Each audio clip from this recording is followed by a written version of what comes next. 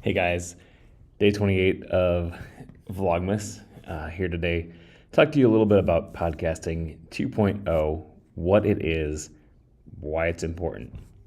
So, podcasting has been around since 2004-ish. I can't remember the exact date right now, but that being said, one of the things is that you can do with XML, and if you remember, XML is the RSS feed, the way that we get our files out there. So again, I'm warning you guys, this is going to be a little bit geeky today, so bear with me here.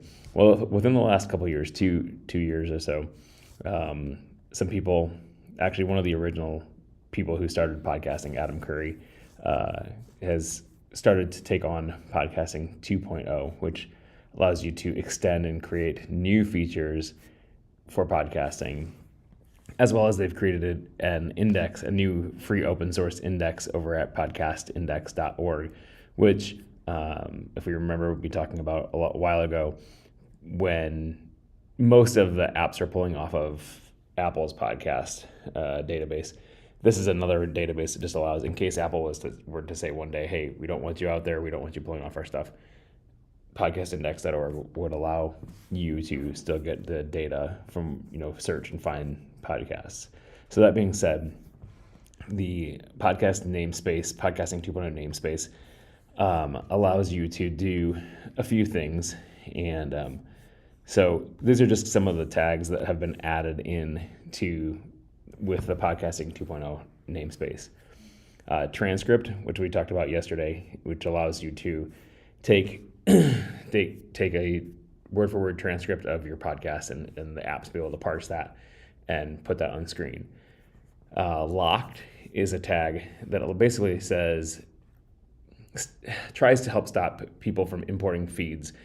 So one of the common practices today is people basically hijacking your feed, taking all of your files, importing it into something free like Anchor, and then trying to monetize against your content that you created. So locked essentially says, this feed is locked. It will not allow you to transfer it. Think of it kind of like a domain name. Domain names have that allow you, that no good domain company will let go of a feed if it's locked, or a domain if it's locked. Same thing here. Funding tag allows you to basically point out to a place where people can support your podcast. This allows you to have kind of a donation page that people can easily get to, and podcast apps can surface that. Chapters is another one of the tags that were added. In chapters, we've had chapters in MP3 files for a long time. You can do chapters. Not a lot of people do them or had been doing them. But the cool thing about this chapters is it's a separate file. It's a JSON file that you just add in it. And then what that's cool about that is then you can have crowdsourced chapters, because it allows you to have other people create your chapters. There's apps out there that allow you to basically people to log in, put chapters in there for you. Obviously, you can approve them or have them, make it so somebody has to approve them. But it allows other people, and that's separate from the MP3 file, so you can do it later. You can add more things like that. The soundbite tag is really cool because it allows you to create little soundbite chunks of your file, and it's cool because it just points to a time and stamp basically in there, so you can put that in your feed, and then apps can surface soundbites that you think are cool, and you can do that like the same thing here as a separate file, so you could have them crowdsourced. If you wanted to. Person tag is great. I don't know if you've seen it in Apple Podcasts, but Apple Podcasts has their own thing where it has the picture of the host and picture of guest, things like that. Mostly big podcasts are using it. This allows you to essentially have the same information, a location to a picture, the name, what their job is, whether host or guest or whatever. Location, kind of can tell where the location is. Location tag allows you to set like where the location, if the podcast is about a specific area, like New York, you could set that in there. So that way, if an app wanted to develop it where it says, show me podcasts that are about this area, it would bring this to the thing. A couple of the tags are just kind of, not, I don't want to say duplicates, but the episode season and episode and trailer tags are kind of reproductions of Apple's season tag and episode tag. However, one good thing about that is it allows you to create a name. So if you, instead of doing like season 1, season 2, season 3, you could say, like, if you were talking about a book, you could have a book season, a specific, the title of the book season, and all of those episodes would be together. License is another one that allows you to say, like, if it's Creative Commons, things like that. This one kind of gets into a little bit more of the weeds here. This tag is called alternate enclosure. And with alternate enclosure, what it allows you to do is set every item in your RSS tag feed has what they call an enclosure, which is the MP3 file for your episode. Alternate enclosure would allow you to say, for low bandwidth restricted people, use this file instead, which would be a lighter, easier, file to ingest for people in developing countries that have, maybe restrictions on how much data they can get on their phone. GUID, the podcast GUID tag, is one that's kind of, it essentially is a way to say, okay, separate podcasts. So you may have an episode called, a podcast called Dudes and Dads Podcast. It's the name of my podcast.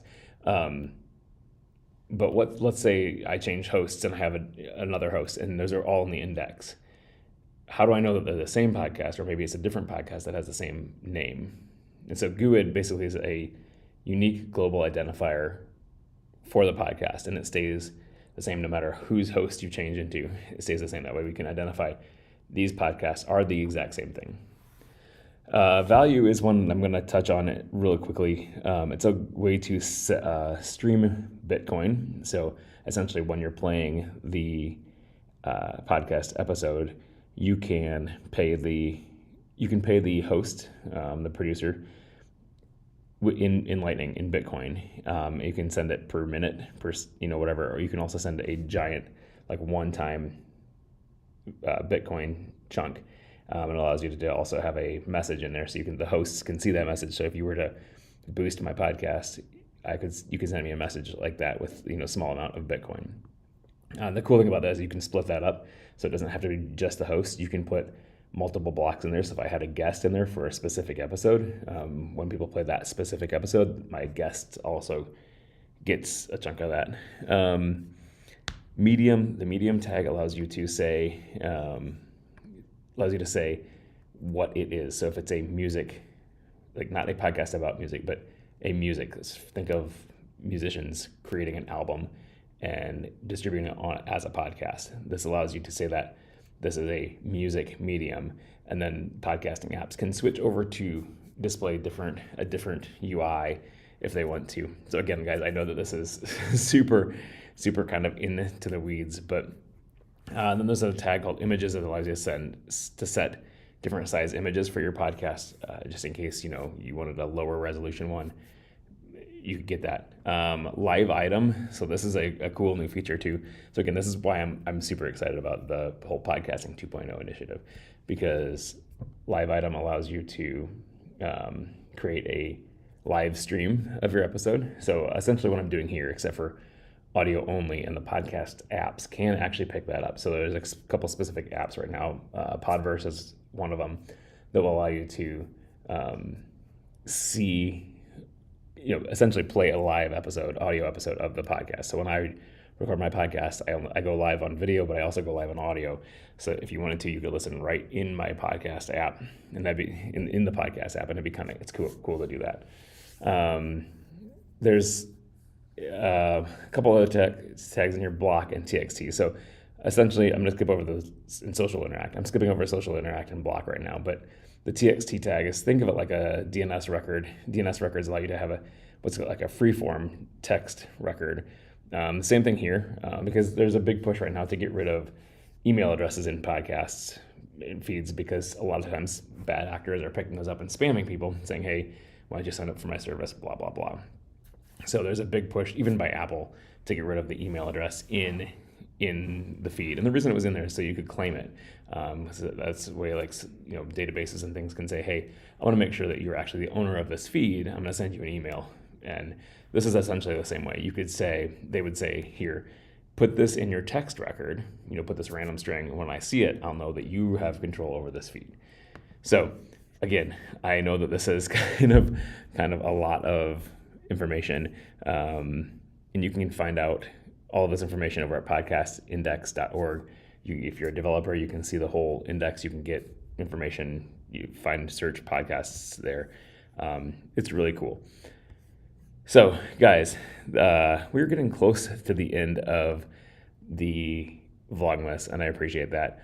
If you are not an Ecamm user, I would suggest going to nowstreaming.live/Ecamm. You can get a trial of Ecamm there. And I know that some of the people I'm streaming to is the Ecamm community, so I know you guys are listening, but I'm also streaming to a couple other different places too. So if you are not an Ecamm user, go ahead and go to nowstreaming.live/Ecamm, and you can get a trial there, see exactly how easy it is to stream like this. So guys, without further ado, I will see you tomorrow. And tomorrow we are going to be talking about, what are we talking about? Bringing sounds in, how to bring in sounds into your episode music. There's a couple different ways to do that depending on what you are doing. So with that, I'll talk to you later.